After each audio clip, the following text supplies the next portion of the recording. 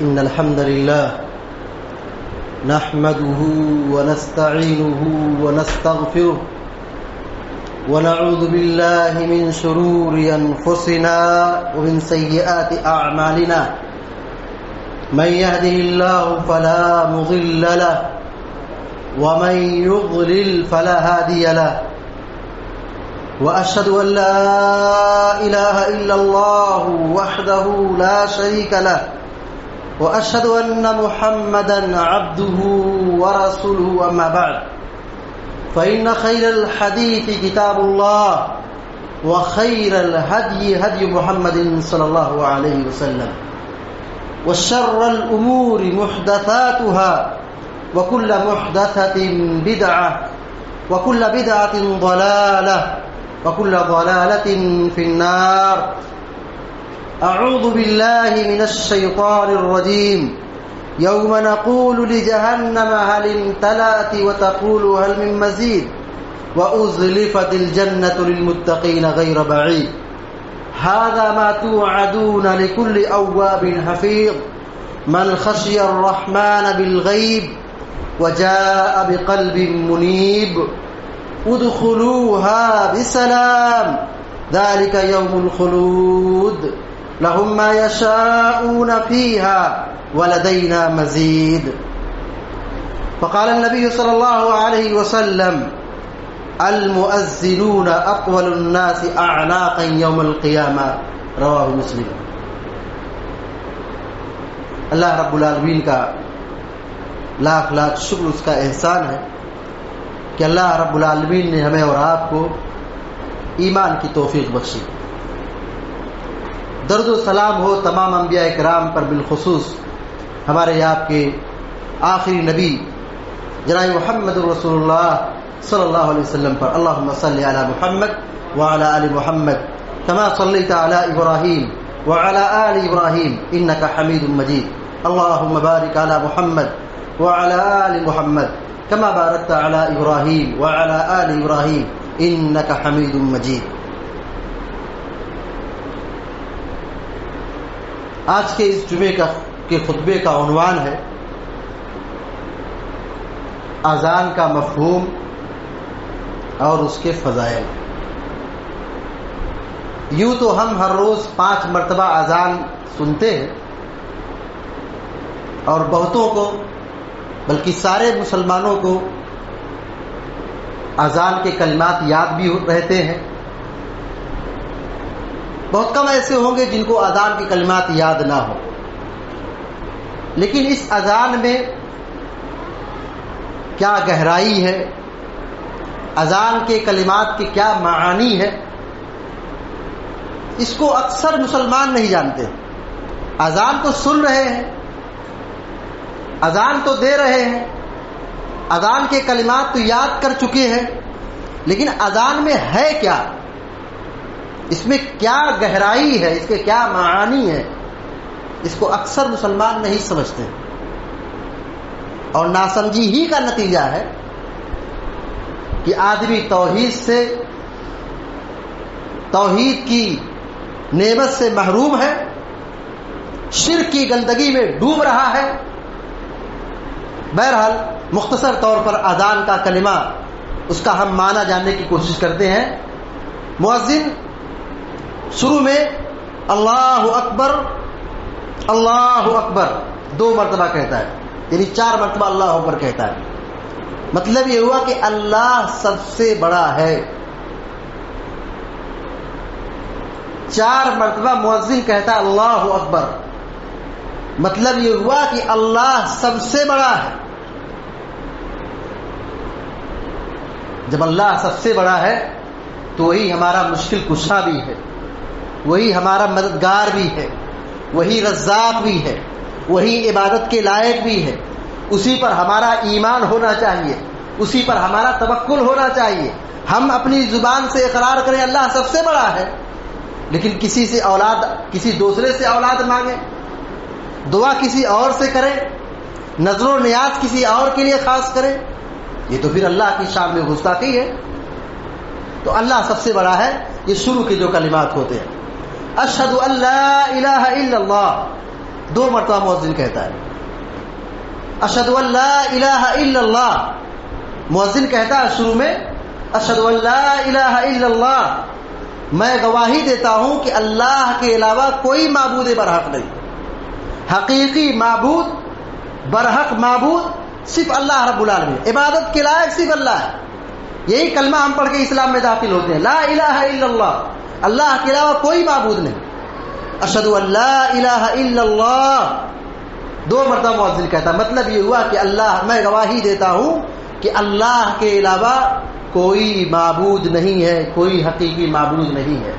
پھر مؤذن کہتا اشہد ان محمدا رسول اللہ, اشہد ان محمدا رسول اللہ 2 مرتبہ کہتا ہے.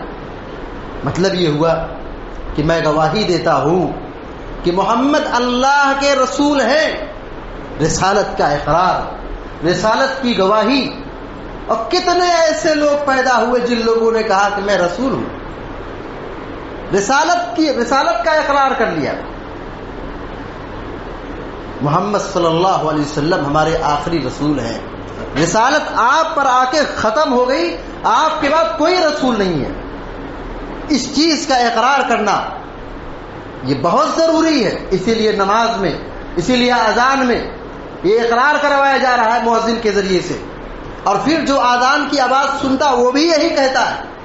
یہ اقرار صبح و شام 5 مرتبہ کر رہا ہے. اس سے ہمارے ایمان کی تجدید ہوتی ہے, ایمان کی تجدید ہوتی ہے, ہمارا ایمان اپڈیٹ ہوتا ہے.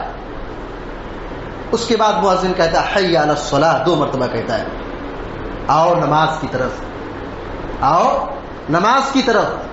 پھر کہتا ہے مؤذن حی علی الفلاح, آؤ کامیابی کی طرف, آؤ کامیابی کی طرف. دنیا کے اندر ڈوبے ہو, کاروبار کر رہے ہو, سوئے ہو, کام میں لگے ہو, وہ کامیابی نہیں ہے. اصل کامیابی پانا ہے تو نماز پڑھنا ہے. دنیا ڈھونڈ رہی ہے ایجوکیشن میں کامیابی, دنیا ڈھونڈ رہی ہے بزنس میں کامیابی. یہ مادی فائدہ ہے, دنیاوی فائدہ ہے. حقیقی فائدہ یہ ہے کہ آدمی اللہ کی بندگی کرے. حی علی الفلاح یہ کہا نہ, آؤ نماز کی طرف. کامیاب وہی ہوگا جو نماز کی پابندی کرے گا, کامیاب وہی ہوگا جو نماز کی پابندی کرے گا. نماز چھوڑ کر کوئی آدمی کامیاب نہیں ہو سکتا ہے, نہ دنیا میں نہ آخرت میں. اسی لیے کہا حی علی الفلاح, آؤ کامیابی کی طرف 2 مرتبہ کہا گیا. اور اگر فجر کی اذان ہوتی ہے تو اس میں مؤذن کہتا الصلاۃ خیر من النوم, کیونکہ اس وقت اکثر لوگ سوتے رہتے ہیں. الصلاۃ خیر من النوم, نماز نیند سے بہتر ہے. آرام کر رہے ہو, سو رہے ہو, اس سے بہتر کیا ہے نماز کی پابندی, فجر کی پابندی. اور عام نماز اگر ہوتی ہے فجر کے علاوہ, اس میں مؤذن حی علی الفلاح کے بعد پھر کہتا ہے اللہ اکبر. شروع میں اللہ اکبر, پھر اخیر میں 2 مرتبہ اللہ اکبر کہا ہے. اللہ اکبر, اللہ اکبر, اللہ سب سے بڑا ہے, اللہ سب سے بڑا ہے. اس کے بعد مؤذن کہتا ہے لا الہ الا اللہ, لا الہ الا اللہ, اللہ کے علاوہ کوئی معبود, کوئی برحق معبود, حقیقی معبود نہیں. کچھ لوگ کہتے ہیں کہ لا الہ یہ آدھا کلمہ ہے. نماز میں مؤذن تو یہی کہہ رہا ہے لا الہ الا اللہ, اللہ کے علاوہ کوئی معبود نہیں ہے. یہ آدھا کلمہ نہیں ہے, پورا کلمہ ہے. اور اگر یہ آدھا کلمہ ہوتا تو اذان میں آدھا کلمہ کہنے کا حکم اللہ رب العالمین یا اللہ کے نبی نہیں دیتے. لا الہ الا اللہ, اللہ کے علاوہ کوئی معبود نہیں, کوئی عبادت کے لائق نہیں. یہ اذان کا مختصر معنی اور مطلب ہوا. کتنے مسلمان ہیں جو توحید نہیں جانتے, اللہ پر ایمان لائے, اللہ پر یقین رکھے, لیکن جو حقوق اور جو کام اور اعمال اللہ کے لیے خاص ہونا چاہیے وہ بندوں کے ساتھ کر رہے ہیں, مخلوق کے ساتھ کر رہے ہیں. یہی شرک ہے, یہی شرک ہے. توحید کے اندر جو سب سے اہم پیغام ہے وہ توحید کا پیغام ہے. شرک سے برات کا اظہار ہے, حقیقی اور سچی توحید کا اس میں ذکر ہے. لہذا اذان کے ہم کلمات کو ہم ہر روز سنتے ہیں, یہ معمولی کلمات نہیں ہیں, یہ بہت بڑے کلمات ہیں. اذان یہ دین کے شاعر میں سے ہے، یہ دین کے شاعر میں سے، اس کا احترام بہت ضروری ہے۔ اور یہ نماز کے لیے اذان دینا واجب اور ضروری ہے، فرض ہے۔ پیارے نبی صلی اللہ علیہ وسلم کے پاس دو صحابہ اکرام علم سیکھنے کے لیے دور دراز سے آئے، جب وہ جانے لگے پیارے نبی صلی اللہ علیہ وسلم کچھ نصیحت کی، چونکہ وہ سفر پہ جا رہے تھے، کچھ نصیحت کی۔ پیارے نبی صلی اللہ علیہ وسلم نے فرمایا اذا حضرت الصلاۃ فآذنا، دیکھو جب نماز کا وقت ہو جائے تو اذان دو۔ کتنے لوگ تھے؟ 2 لوگ تھے۔ معلوم کیا ہوا کہ اگر آدمی سفر میں بھی ہو وہاں پہ بھی اذان دے سکتا ہے۔ مسجد نہیں ہے، عبادت کے لیے کوئی خاص جگہ بنائی نہیں گئی، مصلی نہیں ہے، وہاں پر بھی اگر ہمیں نماز پڑھنا ہے تو وہاں بھی ہم اذان دے سکتے ہیں، اگر گنجائش۔ اور اگر مسجد ہے وہاں پہ نماز کی پابندی ہوتی ہے تو وہاں پر اذان کے لیے، نماز کے لیے بلانے کے لیے اذان کا دینا یہ شعائر میں سے ہے، واجبات اور فرائض میں سے ہے۔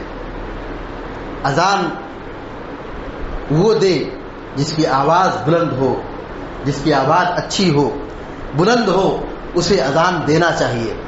پیارے نبی صلی اللہ علیہ وسلم جب مدینہ تشریف لائے، اللہ کے نبی صلی اللہ علیہ وسلم کو حکم دیا گیا کہ مسجد بنائی جائے۔ پہلا کام آپ نے یہ کیا، مسجد کی تعمیر ہوئی، اور اس کے بعد اذان کا مشورہ آیا، اذان دی جائے تاکہ لوگ با جماعت نماز پڑھ سکیں۔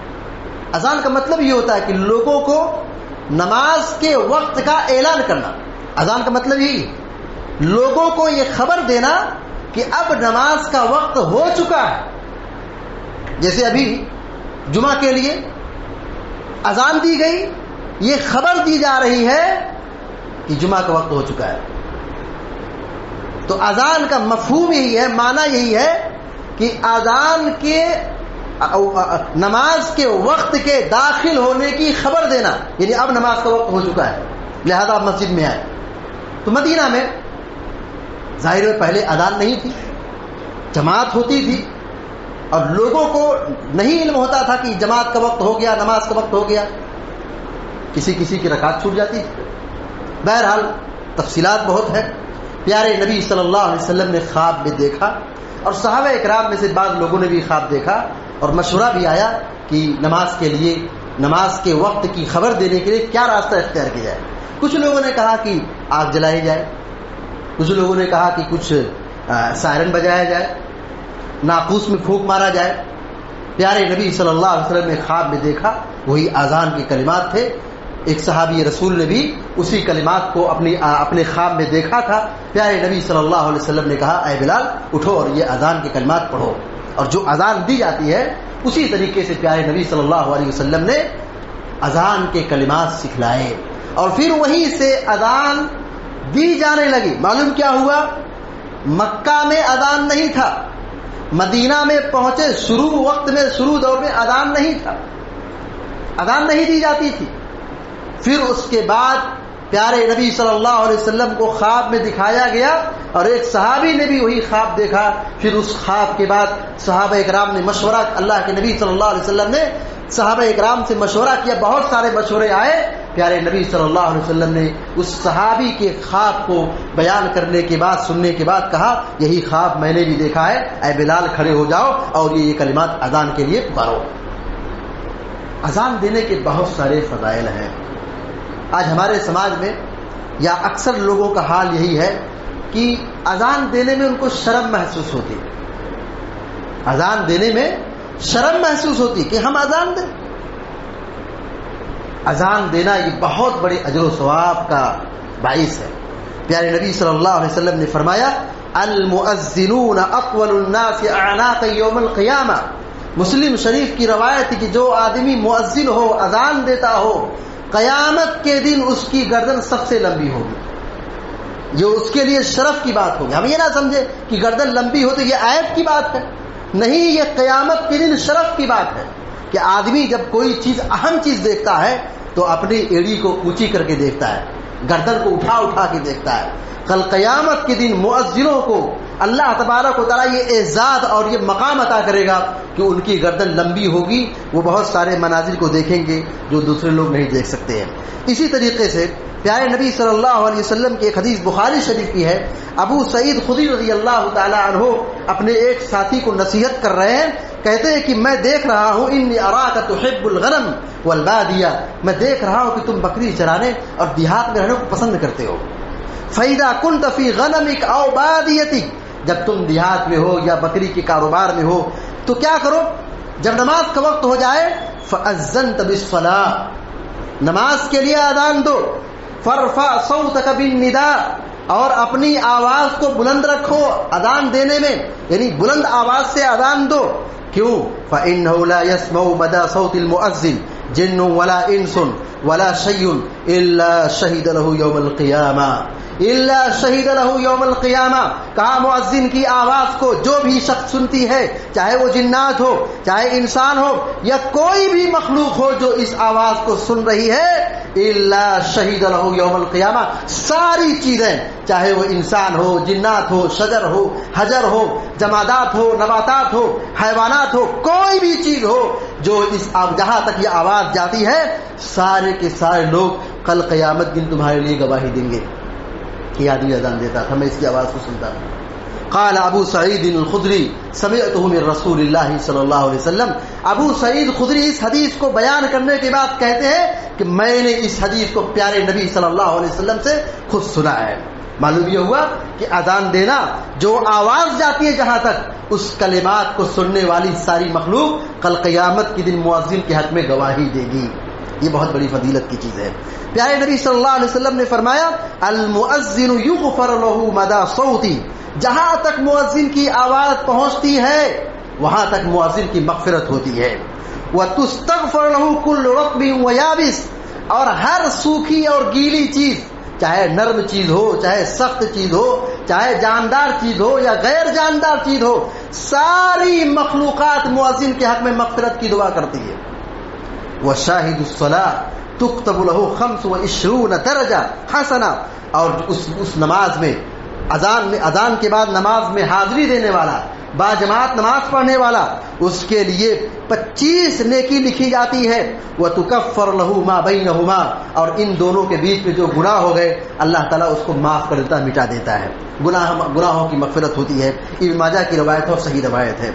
اور ابن ماجہ کی ایک دوسری روایت ہے، پیارے نبی صلی اللہ علیہ وسلم فرماتے ہیں من اذن 12 سنہ، من اذن 12 سنہ، جو 12 سال تک اذان دے، 12 سال تک اذان دے، وجبت لہو الجنہ، اس کے لیے جنت واجب ہوگی۔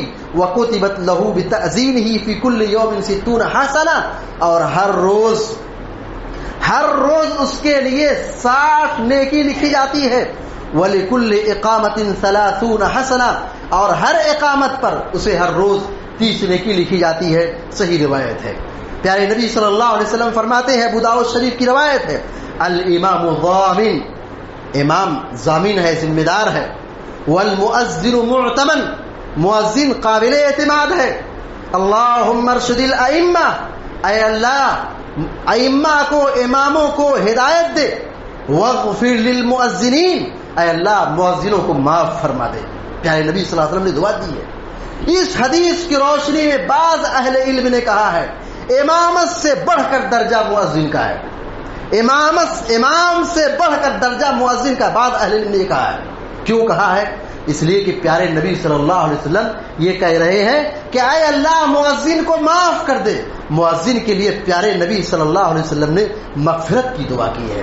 یہ مؤذن کے لیے باعث سعادت اور خوش نصیبی اور یہ فضیلت کی چیز ہے۔ صحیح روایت ہے، ایک حدیث میں پیارے نبی صلی اللہ علیہ وسلم نے فرمایا لو يعلم الناس ما في النداء والصف الاول ثم لم يجدوا الا ان يستهموا عليه لاستهموا۔ بخاری شریف کی روایت ہے کہ پیارے نبی صلی اللہ علیہ وسلم فرماتے ہیں اگر لوگوں کو علم ہو جائے اذان کی کیا فضیلت ہے، اذان میں کیا اللہ نے اجر رکھا ہے، اور صف اول میں نماز پڑھنے کا کیا مقام ہے، اگر لوگوں کو علم ہو جائے اس فضیلت کو حاصل کرنے کے لیے سوائے قرآن اندازی کے کوئی راستہ نہیں ملے گا. لڑ پڑیں گے. وہ کہے گا نہیں میں اذان دوں گا, دوسرا کہے گا نہیں میں اذان دوں گا. حل کیا ہوگا؟ نام نکالو, چٹھی نکالو, قرآن اندازی کرو, جس کا نام آئے گا وہ اذان دے گا. صف اول میں کون نماز پڑھے؟ اس کے لیے اگر لوگوں کو علم ہو جائے تو اس فضیلت کو حاصل کرنے کے لیے, اس ثواب کو پانے کے لیے لوگ قرآن اندازی کرنے پر مجبور ہو جائیں گے. لیکن المیہ یہ ہے کہ ہمارے پاس علم کی کمی ہے, اسی وجہ سے ہم صف اول کے نماز پڑھنے سے یا اسی طرح اذان دینے سے ہم پیچھے رہ جاتے ہیں. لہذا ہم سب کی یہ کوشش ہونی چاہیے کہ ہم صف اول کے نمازی بنیں اور اسی طریقے سے اذان دینے کی کوشش کریں. اور مؤذن کو یہ سعادت حاصل ہوتی ہے کہ وہ ہمیشہ وہ صف اول میں نماز پڑھتا ہے. وہ سب سے پہلے مسجد میں آئے گا, عام طور پر پہلے آئے گا کیونکہ اسے اذان دے رہا ہے, وہ پہلے آئے گا اور ظاہر سی بات ہے وہ امام کے پیچھے ہی کھڑا ہوگا, وہ صف اول میں نماز پڑھے گا. پیارے نبی صلی اللہ علیہ وسلم نے ایسے شخص کے لیے کتنی بڑی بشارت دی ہے کہ جو آدمی تکبیر تحریمہ کے ساتھ 40 روز تک نماز پڑھے.